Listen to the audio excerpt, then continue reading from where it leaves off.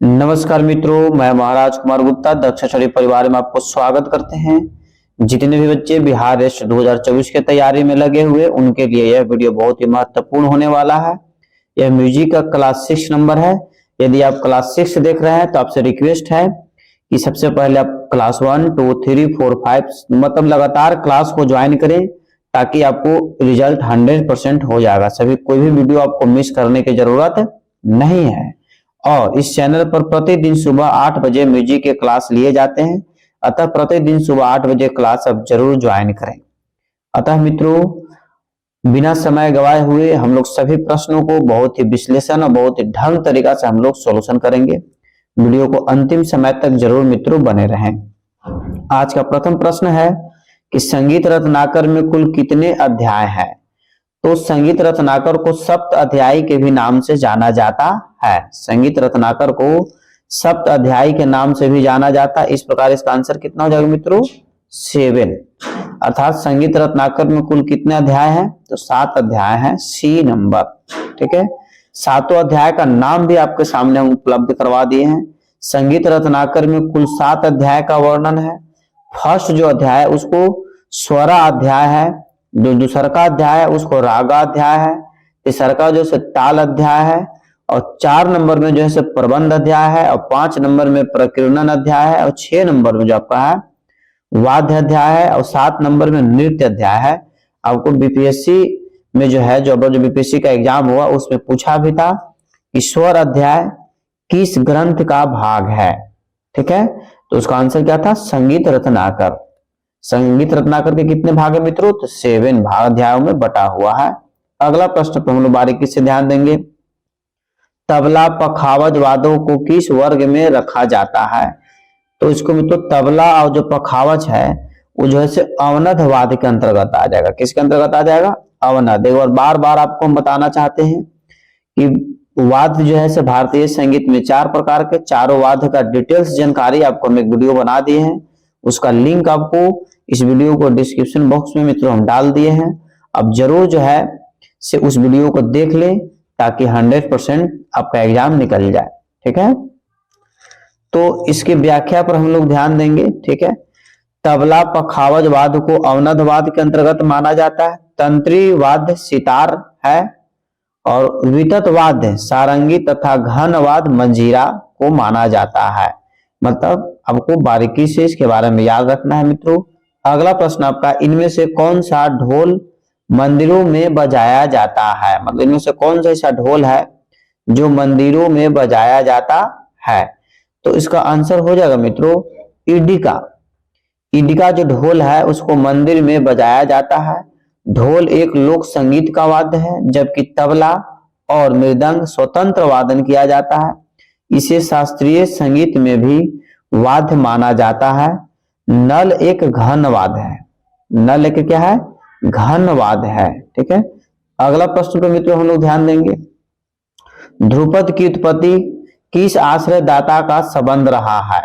मतलब ध्रुपद की जो उत्पत्ति हुआ है किसके शासनकाल में जैसे इसका उपलब्ध हुआ था, आश्रयदाता हुआ था, इसका निर्माण हुआ था? तो इसका आंसर हो जाएगा मित्रों मान सिंह तोमर। ध्रुपद गायकी का जो उत्पत्ति हुआ था किसके शासनकाल में? मान सिंह तोमर को माना जाता है। इसके व्याख्या पर हम लोग ध्यान देंगे। ध्रुपद की उत्पत्ति का संबंध मान सिंह तोमर से माना जाता है। अगला प्रश्न मित्रों आपको जो बहुत ही बेहद महत्वपूर्ण है, प्रणव भारती के लेखक कौन है? प्रणव भारती के लेखक कौन है? तो मित्रों इसका आंसर हो जाएगा ओमकार नाथ ठाकुर। एप्पल। प्रणव भारती के लेखक कौन है? ओमकार नाथ ठाकुर। एक बतौर मित्रों जितने भी भारतीय संगीत है तथा संगीतज्ञ हैं और उनके द्वारा लिखे गए किताब कब लिखा गया कब नहीं लिखा गया, ठीक है, उसका डिटेल्स जानकारी का एक वीडियो हम बना दिए हैं। उसमें लिखा हुआ है संगीत के प्रमुख किताबें तथा रचनाकार। उसका भी हम इस वीडियो के डिस्क्रिप्शन बॉक्स में मित्रों लिंक दे दिए हैं, जरूर आप देख लीजिए एक बार। इसका व्याख्या पर हम लोग ध्यान देंगे। प्रणव भारती के लेखक ओमकार नाथ ठाकुर जी माने जाते हैं।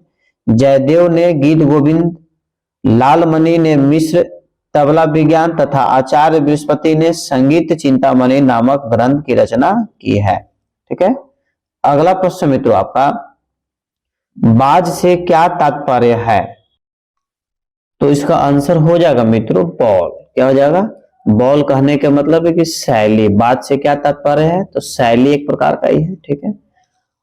और गत जो यहाँ पर मित्रों आपको जो ऑप्शन दिया है गति या गत होता है, इसको आपको बारीकी से डिटेल्स में इसके बारे में आपको बताएंगे। भारत ने कितने रसों का वर्णन किया है? भारत ने कितने रसों का वर्णन किया है? ठीक है, तो इसका आंसर हो जाएगा मित्रों 8 रसों का भारत साहब ने वर्णन किया है। भारत साहब ने कितने रसों का वर्णन किया है? तो 8 रसों का वर्णन किया है मित्रों, मतलब एप्पल इसका आंसर क्या है? सही है। इसकी व्याख्या पर हम लोग ध्यान देंगे। भरत मुनि ने 4वीं शताब्दी में अपना ग्रंथ नाट्य शास्त्र की रचना की, जिसमें 8 रसों का वर्णन किया गया। पूछ सकता है कि नाट्य शास्त्र के लेखक कौन है? तो भरत मुनि। नाट्य शास्त्र की रचना कैवीं शताब्दी में हुई? तो 4वीं शताब्दी में हुई। और भरत मुनि ने अपने इस ग्रंथ में 7 शुद्ध स्वर और 8 विकृति स्वर का वर्णन किए हैं। आपके एग्जाम में पूछे जा सकते हैं कि भरत साहब के अनुसार शुद्ध स्वर कितने हैं? तो 7 हैं। और विकृति स्वर कितने हैं? तो 8 हैं। भरत मुनि साहब के अनुसार आपको बताया जा रहा है, ठीक है। अगला प्रश्न है, इनमें से कौन सी संस्था या केंद्र संगीत से संबंधित नहीं है?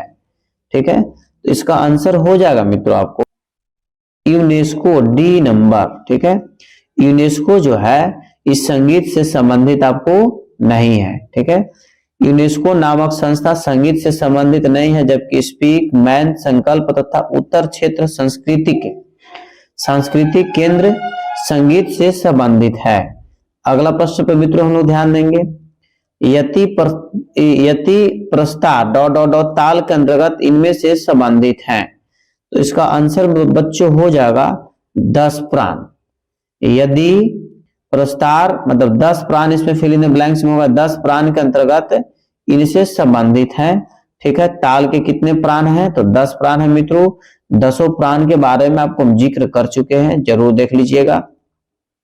टप्पा का जनक किसे माना जाता है? बहुत बार पढ़ा चुके हैं कि टप्पा जो गायकी है उसका जन्मदाता कौन माना जाता है? तो मियां शौरी या शौरी मियां। ठीक है, इनका पूरा नाम था गुलाम नबी मियां शौरी। ठीक है, टप्पा जनक मियां शौरी को माना जाता है। वाजिद अली शाह ठुमरी के जनक माने जाते हैं। वाजिद अली शाह जो है ठुमरी के जनक माने जाते हैं। पूछ सकता है आपको एग्जाम में कि ठुमरी के जनक कौन है? तो वाजिद अली शाह। ठीक है, और यदि टप्पा के जन्मदाता कौन है? तो गुलाम मियां नबी शौरी साहब। ठीक है, अगला प्रश्न मित्रों आपका, पूर्वी ठाट के स्वरों में मध्यम तीव्र के स्थान पर शुद्ध कर देने से इस ठाट के स्वर बनते हैं। तो इसका आंसर हो जाएगा मित्रों भैरव ठाट हो जाएगा, बॉल। ठीक है, किस ठाट का स्वर बनते हैं? तो भैरव ठाट का स्वर बनते हैं मित्रों। इसका व्याख्या आपको डिटेल्स में मित्रों बता दी है, जरूर इसको स्क्रीनशॉट लेके पढ़ लीजिएगा। अगला प्रश्न है, किसी ताल के पूरे ठेके को एक बार बजाने को क्या कहते हैं? किसी ताल के पूरे ठेके को एक बार बजाने को क्या कहते हैं? तो मित्रों इसको आवर्तन कहते हैं, बॉल हो जाएगा। ठीक है, क्या कहते हैं? आवर्तन कहते हैं। इसके व्याख्या पर हम लोग ध्यान देंगे। किसी ताल के पूरे ठेके को एक बार बजाने को आवर्तन कहते हैं। टुकड़ा, मुखड़ा तथा परन को एक आवर्तन में नहीं बजाया जाता है। अगला प्रश्न मित्रों आपका, ताल जिस स्थान से प्रारंभ होती है उसे क्या कहते हैं? बहुत ही महत्वपूर्ण प्रश्न आपका है। ठीक है, कि ताल जिस स्थान से प्रारंभ होता है उसे हम लोग क्या कहते हैं? तो इसका आंसर मित्रों हो जाएगा सम हो जाएगा। क्या होता है? सम। सम पूरा इसका सही नाम नहीं है, इसका होगा समग्र कहते हैं। क्या कहते हैं? समग्र कहते हैं। मतलब एप्पल इसका आंसर क्या है मित्रों? सही है। व्याख्या पर ध्यान देंगे। ताल जिस स्थान से प्रारंभ होती है उसे समग्र कहते हैं। समग्र को 2 प्रकार भागों में बांटा गया है। मतलब ग्रह को, संगीत में जो ग्रह है उसके 2 प्रकार में बांटा गया, समग्र और विषम ग्रह। मतलब समग्रह और विषम ग्रह। ठीक है, और इसके बाद हम लोग ध्यान देंगे विषम ग्रह के भी 2 प्रकार होते हैं, अतीत और अनागत। अतीत और अनागत। अगला प्रश्न मित्रों आपका, तबला या पखावज संगतकर्ता को गायक किस ओर बैठना चाहिए? तबला और पखावज संगत को गाय के किस ओर बैठना चाहिए? तो इसका आंसर हो जाएगा मित्रों आपको सी नंबर, मतलब गायक के दाईं ओर। जो तबला पखावज संगत करता होता है उसको गायक के दाईं ओर बैठना चाहिए। बाधों पर बजाई तथा गाई जाने वाली राग और ताल में शुद्ध रचना कहलाती है। मतलब वाद्यों पर बजाई तथा गाई जाने वाली राग और ताल में बद्ध रचना क्या कहलाती है? तो मित्रों इसका आंसर हो जाएगा बंदिश। क्या कहलाती है? बंदिश कहलाती है। अगला प्रश्न मित्रों आपका कि पूरिया धनाश्री परज बसंत डॉट डॉट डॉट रागे इस थाट के अंतर्गत आते हैं। मतलब कहने का मतलब है कि पूरिया धनाश्री परज और बसंत किस थाट के अंतर्गत आते हैं? इसका आंसर हो जाएगा मित्रों पूर्वी थाट के अंतर्गत आते हैं। बॉल नंबर किसके अंतर्गत आते हैं? पूर्वी थाट के अंतर्गत। यह इसका व्याख्या है, बारीकी से जरूर पढ़ लीजिएगा। अगला प्रश्न बच्चों आपका उत्तीर्ण होने पर दी जाती है। मतलब संगीत में उत्तीर्ण होने पर दी जाती है। तो इसका आंसर हो जाएगा मित्रों, तो मित्रों इसका आंसर हो जाएगा प्रयाग संगीत समिति द्वारा जो है संगीत प्रवीण उपाधि की डिग्री जो है से दिया जाता है। ठीक है, अगला प्रश्न पर मित्रों हम लोग बारीकी से ध्यान देंगे। ठीक है, सितार का जफरानी बाज किसने प्रचलित किया था? बार बार हम बता रहे हैं कि इसका जो क्वेश्चन का आंसर है नाम में ही छुपा हुआ है मित्रों आपका। सितार का जफरानी बाज किसने प्रचलित किया था? तो मित्रों इसका हो जाएगा हलीम जफर खां, मतलब बॉल हलीम जफर खां। मित्रों इसका आंसर क्या है? सही है। सितार का जफरानी बाज हलीम जफर खां ने प्रचलित किया। उस्ताद विलायत खां, इलियास खां तथा शहीद परवेज सितार वादक हैं। विलायत खां क्या बजाते हैं? सितार बजाते हैं। इलियास खां क्या बजाते हैं? सितार बजाते हैं। और शहीद परवेज क्या बजाते हैं? तो शहीद परवेज भी सितार वादक हैं। अगला प्रश्न मित्रों आपका धूमकीट मूलतः किस वाद्य का बोल है? धूमकीट मूलतः किस वाद्य का बोल है? तो मित्रों इसका आंसर हो जाएगा पखावज, डी। धूमकीट मूलतः पखावज वाद्य का बोल है। आजकल धूमकीट बोल का प्रयोग तबला वाद्य पर भी किया जाता है। ठीक है, अगला प्रश्न मित्रों आपका नाना साहब पानसे किस वाद्य से संबंधित है? नाना साहब पानसे किस वाद्य से संबंधित? तो इसका आंसर हो जाएगा मित्रों और आपका पखावज। नाना साहब पानसे क्या बजाते हैं? पखावज बजाते। यह भी आपको एग्जाम में पूछा गया है। हम प्रतिदिन ऐसे ऐसे क्वेश्चन लेकर के आ रहे हैं जो एग्जाम में 100% पूछा है या पूछने की संभावना है, इसलिए वीडियो को अंतिम समय तक जरूर बने रहें। शास्त्रीय संगीत की किस विद्या में होरी विषयक गीतों का वर्णन पाया जाता है? तो इसका आंसर हो जाएगा मित्रों धमार। ये क्वेश्चन जैसे दोबारा आपको जैसे जिक्र किया गया है। ठीक है, इसके पहले वाला वीडियो में बता चुके कि जो होरी गीत का जो वर्णन किया जाता है धमार गीत में किया जाता है। ठीक है, धमार जो गीतों का शैली है उसके अंतर्गत किया जाता है। शास्त्रीय संगीत की धमार गायन विद्या में होरी विषय गीतों का वर्णन पाया जाता है। धमार गायकी में धमार ताल ही बजाई जाती है। अगला प्रश्न मित्रों आपका वाद्यों के कितने प्रकार हैं? तो मित्रों बार बार बता रहे कि वाद्य के आपको 4 प्रकार हैं। वाद्य के कितने प्रकार हैं? 4 प्रकार है। चारों प्रकारों का आपको नाम यहाँ पर दिया हुआ है। तत्ववाद, पहला सुशीलवाद, दूसरा तीसरा का घनवाद, चौथा अवनतवाद। वाद से रिलेटेड यदि संपूर्ण जानकारी लेना है तो डिस्क्रिप्शन में एक वाद्य से संबंधित हम वीडियो बनाकर डाल दिए हैं, उसको जरूर एक बार आप देख लीजिए ताकि एग्जाम आपका 100% निकल जाए। 72 मेलों का वर्णन किस विद्वान द्वारा किया गया है? 72 मेलों का वर्णन किस विद्वान द्वारा किया गया है? तो मित्रों वेंकटमुखी द्वारा किया गया है 72 मेलों का वर्णन। 72 मेलों का वर्णन पंडित वेंकटमुखी नामक विद्वान द्वारा किया गया है। 72 मेलों का प्रयोग दक्षिणी संगीत में किया जाता है। आपसे पूछ सकता है कि 72 मेलों का प्रयोग किस संगीत में किया जाता है? तो दक्षिणी संगीत में मित्रों किया जाता है। अगला प्रश्न पर ध्यान दीजिए श्रुति छंदोवती में भरत का कौन सा स्वर स्थापित है? तो मित्रों इसका आंसर आपको हो जाएगा, तो इसका आंसर मित्रों हो जाएगा एप्पल। एप्पल कहने के मतलब है कि स। ठीक है, देखिए भरत मुनि ने 22 श्रुतियों पर 7 स्वरों की स्थापना की है, जिसमें षडज स्वर छंदोवती श्रुति पर और गंधार स्वर को क्रोधी श्रुति पर और पंचम स्वर को अल्पानी श्रुति पर और निषाद स्वर को क्षोभनी श्रुति पर स्थापित किया गया है। अगला प्रश्न आपको बेहद ही महत्वपूर्ण होने वाला है निम्नलिखित में से किस जोड़े की तालों मात्राओं की दृष्टि से समान है? तो मित्रों इसका आंसर हो जाएगा झुमरा और आड़ाचार ताल, एप्पल। ठीक है, आपके यहाँ पर डिटेल से बता दिए कि झुमरा और आड़ा ताल में 14 मात्रा मानी जाती है, धमार ताल में भी 14 मात्रा मानी जाती है, पंजाबी ताल में 16 मात्रा मानी जाती है और मध्य ताल में 18 मात्रा मानी जाती है, तिलवाड़ा ताल में 16 मात्रा मानी जाती है। ठीक है, इस प्रकार हम लोग अगले प्रश्न पर मित्रों बारीकी से क्लियर करेंगे। एक ताल का चक्रदार टुकड़ा दूसरे किस ताल में समान रूप से बच सकता है? तो मित्रों इसका आंसर हो जाएगा 3 ताल, मतलब एप्पल इसका आंसर बच्चों क्या है? सही है। ठीक है, अगला प्रश्न पर मित्रों हम लोग ध्यान देंगे। तबले में सर्वाधिक गत किसमें होती है? तबले में सर्वाधिक गत किसमें होती है? तो मित्रों इसका आंसर हो जाएगा फारुखाबाद। ठीक है, किसमें हो जाएगा? फारुखाबाद में। तबले में सर्वाधिक गत फारुखाबाद घराने में है। फारुखाबाद घराने गत के लिए ही प्रसिद्ध है। अजराडा घराना आड़ा के लिए प्रसिद्ध है। दिल्ली किनारबाज के लिए प्रसिद्ध है तथा लखनऊ लव तथा शाही के लिए प्रसिद्ध है। मतलब सभी घराना किस लिए प्रसिद्ध है आपको इसमें डिटेल से बता दिए मित्रों। अगला प्रश्न पर ध्यान देंगे। क्रियांतर विश्रांतिलय नामक श्लोक किसका है? इसका आंसर हो जाएगा मित्रों अमर घोष का। किसका श्लोक है? अमर घोष का है। अगला प्रश्न मित्रों आपका कि तीव्रता का दूसरा नाम क्या है? तीव्रता का दूसरा नाम क्या है? तो मित्रों इसका हो जाएगा छोटा बड़ापन। क्या हो जाएगा? छोटा बड़ापन। इसकी व्याख्या पर ध्यान दीजिए। तीव्रता का दूसरा नाम जैसे नाद का छोटा बड़ापन कहलाता है। नाद की 3 विशेषताएं पूछ सकता है एग्जाम में कि नाद की कितनी विशेषताएं हैं? तो 3 विशेषताएं। नाद का ऊंचा नीचापन, ठीक है, दूसरा का नाद का छोटा बड़ापन और तीसरा का नाद का जाति या गुण। नाद की कितनी विशेषताएं हैं? तो 2 विशेषताएं, 3 विशेषताएं हैं।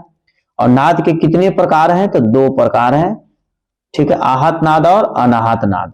अगला प्रश्न मित्रों आपको कि बांसुरी में नीचे का 5वां सुराख बोलने पर कौन सा स्वर सुनाई देगा? तो इसका आंसर हो जाएगा मित्रों ग। ठीक है, बांसुरी के बारे में भी डिटेल जानकारी मित्रों आपको हम दे दिए हैं, जरूर एक बार जाकर वीडियो देख लीजिएगा। अगला प्रश्न मित्रों आपका राग अडाना का गायन समय है। तो राग अडाना का जो गायन समय मित्रों रात्रि का तृतीय पहर। रात्रि का तृतीय पहर मतलब सी नंबर। ठीक है, प्रहर कितने संगीत में बांटे गए हैं? तो 8 बांटे गए हैं। तो राग अडाना का गायन समय क्या है? तो रात्रि का तृतीय पहर माना गया है। राग अडाना का थाट क्या है? तो असावरी थाट है। और राग अडाना का राग वादी स्वर में स तथा संवादी स्वर में प माना जाता है। अडाना राग की जाति यदि पूछ देगा तो साडो संपूर्ण है। अडाना राग की जाति क्या है? तो साडो संपूर्ण। अडाना राग का थाट क्या है? तो असावरी थाट है। अडाना राग को कब गाया जाता है? तो रात्रि के तीसरे पहर में गाया जाता है। अगला प्रश्न मित्रों आपका जिस स्वर से जाति गायन प्रारंभ होता है उस स्वर को क्या कहते हैं? तो इसका आंसर हो जाएगा मित्रों ग्रह कहते हैं। क्या कहते हैं? ग्रह कहते हैं। ठीक है, इसका व्याख्या यहाँ पर मित्रों बारीकी से आपको दे दिया है, जरूर एक बार पढ़ लीजिएगा। अगला प्रश्न आपका है कि रामायण कालीन संगीत में कितनी जातियों का उल्लेख मिलता है? तो इसका आंसर हो जाएगा मित्रों 7। कितना हो जाएगा? 7 मतलब 7। रामायण कालीन संगीत में कितनी जातियों का उल्लेख मिलता है? तो 7 जातियों का उल्लेख मिलता है। अगला प्रश्न मित्रों आपका खलीफा किस भाषा का शब्द है? तो खलीफा जो है मित्रों आपको अरबी भाषा का शब्द है। अरबी एप्पल खलीफा किस भाषा का शब्द है? तो अरबी भाषा का शब्द है मित्रों। और आपका अगला प्रश्न पर ध्यान देंगे। बिंदु खां सारंगी किस घराने से संबंधित है? मतलब बिंदु खां सारंगी बजाते हैं, उनका संबंध जैसे किस घराने से है? तो मित्रों इनका संबंध दिल्ली घराने से है। किस घराने से है? दिल्ली घराने से। इसके व्याख्या पर ध्यान देंगे। बिंदु खां सारंगी वादक है, इनका संबंध दिल्ली घराने से संबंधित है। ग्वालियर आगरा तथा किराना घराना ख्याल गायन से संबंधित है। ठीक है, अगला प्रश्न मित्रों आपका संगीत का सबसे अधिक उल्लेख किस वेद में मिलता है? तो साम वेद में मिलेगा। ठीक है, संगीत का सबसे अधिक उल्लेख किस वेद में मिलता है? तो साम वेद में मित्रों मिलता है। आपको याद होना चाहिए वेद कितने हैं? तो 4 है। और वेदांग कितने हैं? तो 6 है। ठीक है, अगला प्रश्न मित्रों आपका कि तानपुरे का घुड़ंच किस लकड़ी का बना होता है। ठीक है, तानपुरे का घुड़ंच जो है से किस लकड़ी का बना होता है। इसका आंसर हो जाएगा मित्रों सांबर सिंह। सांबर जो एक जानवर होता है उसके सिंह का बना होता है। तानपुरे का घुड़ंच सांबर सिंह, अबुनस या खैर की लकड़ी से बना होता है। ठीक है, अबुनस से भी बनता है, खैर की लकड़ी से भी बनता है, परंतु पहले जो बनता था एक सांबर नाम का जानवर होता है उसके सिंह से बनाया जाता था। इसीलिए यहाँ पर वर्तमान समय में आबनुस या खैर की लकड़ी से बनाया जाता है। ठीक है, अगला प्रश्न मित्रों हम लोग ध्यान देंगे, धमार ताल का प्रयोग किस गायन शैली में किया जाता है। धमार ताल का प्रयोग किस गायन शैली में किया जाता है। तो इसका आंसर हो जाएगा मित्रों धमार में ही हो जाएगा। और होरी का जो प्रयोग किया जाता है धमार गायन शैली में ही प्रयोग किया जाता है। व्याख्या देखिए, धमार ताल का प्रयोग धमार गायन शैली में किया जाता है। धमार ताल पखावज की ताल है। ध्रुपद के साथ 4 ताल, ख्याल के साथ 1 ताल तथा ठुमरी के साथ दीपचंदी ताल बजाया जाता है। बहुत बार एग्जाम में पूछ चुका है कि ठुमरी के साथ किस ताल का प्रयोग किया जाता है, तो दीपचंदी ताल का प्रयोग किया जाता है। अगला प्रश्न मित्रों आपका, हिंदुस्तानी संगीत का शुद्ध सप्तक है। हिंदुस्तानी संगीत का शुद्ध सप्तक है, तो मित्रों इसका आंसर हो जाएगा बिलावल। क्या हो जाएगा, बिलावल जैसे शुद्ध सप्तक माना गया है। इसका व्याख्या आपको देखिए एकदम डिटेल्स में यहाँ पर बता रहे हैं। हिंदुस्तानी संगीत का शुद्ध सप्तक राग बिलावल राग माना जाता है। बिलावल राग बिलावल थाट का राग है। पूछ सकता है कि बिलावल राग जैसे किस थाट का है, तो बिलावल थाट का ही है। बिलावल राग का वादी स्वर ध तथा संवादी स्वर ग माना जाता है। बिलावल राग की जो जाति है संपूर्ण जाति मानी जाती है। भैरव राग रे ध कोमल। ठीक है, असावरी राग में ग ध नी और कोमल और यमन राग में तीव्र म का प्रयोग किया जाता है। अगला प्रश्न मित्रों आपका, कि छिद्रों से निर्मित रचना को क्या कहते हैं। तो छिद्रों से निर्मित रचना को गजरा कहते हैं। क्या कहते हैं, गजरा कहते हैं। ठीक है, इसकी व्याख्या पर मित्रों बारीकी से ध्यान दीजिए। छिद्रों से निर्मित रचना को गजरा कहते हैं। गजरा का प्रयोग तबला वाद्य में किया जाता है। गजरा के द्वारा ही चमड़े को तबला के अंग में मढ़ा जाता है। गजरा के मध्य में जो छिद्र होता है उसे घर भी कहते हैं। उस छिद्र को क्या बोलते हैं, घर भी बोला जाता है। और गजरा पर ही जो है चमड़ी के साथ जो मढ़ा जाता है उसको ब्रेकअप लगाया जाता है। अगला प्रश्न मित्रों आपका, अवनदवाद को क्या कहते हैं। तो अवनदवाद को जो अन्य नाम मित्रों बोला गया है पुष्करवाद भी बोला जाता है। अवनदवाद को और क्या नाम से बोला जाता है, पुष्करवाद भी मित्रों बोला जाता है। व्याख्या इसको ध्यान देंगे, अवनदवाद को पुष्करवाद कहते हैं। सितार तंत्रीवाद है, वंशी सुशीलवाद है तथा तबला जैसे तालवाद माना जाता है। अगला प्रश्न मित्रों बहुत ही बेहद है, पंजाबी भाषा का प्रयोग किस गायन शैली में किया जाता है। तो टप्पा में किया जाता है। किसमें किया जाता है, टप्पा में मित्रों किया जाता है। पंजाबी भाषा का प्रयोग किस गायन शैली में किया जाता है, तो टप्पा में किया जाता है। और टप्पा गायकी के जो है जन्मदाता कौन थे, तो मियां शौरी साहब है। अगला प्रश्न मित्रों आपका, रागों में कितने वर्ग स्वर की दृष्टि से बताए गए हैं। रागों में कितने वर्ग स्वर की दृष्टि से बताया गया, तो मित्रों इसका आंसर हो जाएगा 3। इसका व्याख्या दीजिए, तीनों का नाम भी आपको डिटेल्स में बता दे रहे हैं। रागों में 3 वर्ग स्वर की दृष्टि से बताए गए हैं। पहला आपका मंद्र स्वर, दूसरा का आपको मध्य स्वर और तीसरा का आपको तार स्वर। ठीक है, ये आपको याद रखना है। अगला प्रश्न पर मित्रों बारीकी से ध्यान देंगे, विकृष्ट शब्द से क्या अभिप्राय है। विकृष्ट शब्द से क्या अभिप्राय है, इसका आंसर मित्रों हो जाएगा मंद्र स्वरों में गायन। मंद्र स्वरों में गायन। ठीक है, इसका व्याख्या पर हम लोग ध्यान देंगे, विकृष्ट शब्द को मंद्र स्वर में गायन किया जाता है। अगला प्रश्न मित्रों आपका ध्यान दीजिए मित्रों, सादरा किसे कहते हैं। सादरा किसे कहते हैं, तो मित्रों इसको हम चैती को सादरा भी कहते हैं। इसका बॉल आंसर क्या है, सही है। चैती को क्या बोला जाता है, सादरा भी कहा जाता है। व्याख्या पर ध्यान दीजिए, सादरा चैती गायन को कहा जाता है। चैती चैत के माह महीने में गाया जाता है। ध्रुपद टप्पा तथा धमार गायन को सादरा नहीं कहते हैं। ठीक है, अगला प्रश्न मित्रों आपका बहुत ही महत्वपूर्ण है, विष्णु दिगंबर स्वर लिपि पद्धति में खाली के लिए कौन सा चिन्ह प्रयुक्त किया जाता है। तो मित्रों खाली के लिए प्लस का साइन प्रयोग किया जाता है, मतलब D नंबर। ठीक है, कोई दिक्कत है। व्याख्या देखेंगे हम लोग, विष्णु दिगंबर स्वर लिपि पद्धति में खाली चिन्ह को प्लस माना जाता है। भारतीय संगीत में खाली चिन्ह को जीरो मतलब शून्य से संबोधित करते हैं। ठीक है, ध्यान दीजिए, विष्णु दिगंबर स्वर लिपि में खाली को जो है से प्लस के माध्यम से चिन्ह से सूचित किया जाता है, जबकि भारतीय संगीत में खाली चिन्ह को जीरो माना जाता है। अगला प्रश्न मित्रों आपका, किस संगीतज्ञ द्वारा राग यमन की रचना की गई? किस संगीतज्ञ द्वारा राग यमन की रचना की गई? तो मित्रों हम लोग याद रखेंगे सुल्तान हुसैन रौकी। हालांकि सुल्तान हुसैन सरकी इसका पूरा नाम है, मिसप्रिंट लिखा गया सुल्तान हुसैन सरकी।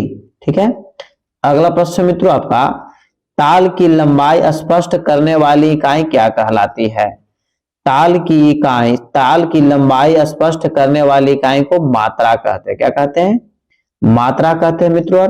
अगला प्रश्न आपका बहुत ही बेहद महत्वपूर्ण है। सर्वप्रथम किस ग्रंथ ने विकृति स्वरों का उल्लेख किया?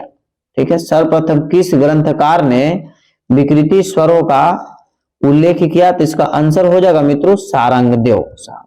किसने किए थे? सारंगदेव साहब ने सर्वप्रथम जैसे अपने ग्रंथ में विकृति स्वरों का उल्लेख किए हैं। व्याख्या पढ़ेंगे। सर्वप्रथम सारंगदेव जी ने विकृति स्वरों का उल्लेख किया था। सारंगदेव जी ने 12 विकृति स्वर माने हैं। सारंगदेव जी ने कितने विकृति स्वर माने हैं? तो 12 माने हैं मित्रों। आज का अंतिम प्रश्न आपका है कि मूर्छना का आरंभ जाति गायन में किस स्वर का प्रयोग किया जाता है? ठीक है, ध्यान दीजिए एक बार, मूर्छना का आरंभ जाति गायन में किस स्वर का प्रयोग किया जाता है? तो मित्रों इसका आंसर हो जाएगा अंश। किसको प्रयोग किया जाता है? अंश को। ठीक है, इस प्रकार मित्रों आज का क्लास जो है यहीं पर समाप्त किया गया। यदि आपको वीडियो अच्छा लगा हो मित्रों तो चैनल को भी तुरंत सब्सक्राइब कर ले, हमें सपोर्ट करें। और दोस्तों वीडियो बनाने में बहुत ही कठिन समय और परिश्रम करना पड़ता है। आपका भविष्य बनाना ही मेरा प्रथम कर्तव्य समझते हैं, इसलिए अभी अपना कर्तव्य समझ करके मित्रों इसको वीडियो को लाइक जरूर कर दें और अपने दोस्तों के पास स्टडी ग्रुप में इसे जरूर भेज दें ताकि सभी लोग पढ़े और सभी लोग बढ़े। एक बार प्रेम से बोलिए भारत माता की जय।